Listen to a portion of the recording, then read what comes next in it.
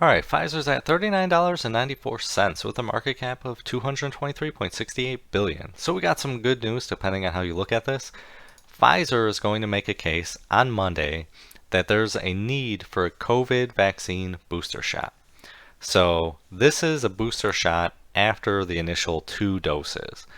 So I'm sure you're wondering, how is this relevant to anything? Well, let's just take a look.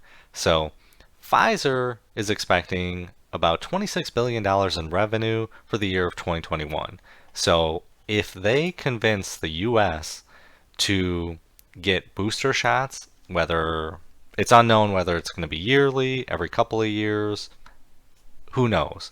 But if they do convince the US to get, let's say, a booster shot every year, every 2 years, that's going to equal billions of dollars of more money year after year that will go on just exactly like the flu shot. You get the flu shot every year, and Pfizer's going to make bank from that. So, like I said, depending on how you look at it, you might hate that idea, but from an investor standpoint, this is good news. And Pfizer is going to push this because they want it. They want to make billions of dollars each year. It, this article goes on to say that there's no data that suggests that booster shots are needed right now, but then they go on and say that there may be a need for booster shots in select populations.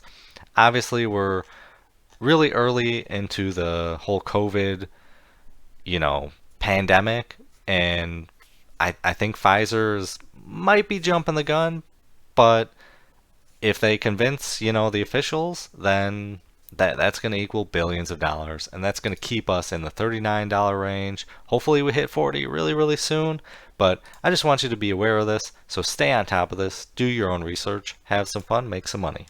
This video is not financial advice. Any statements made are my views and is for entertainment purposes only and should not be taken as financial advice.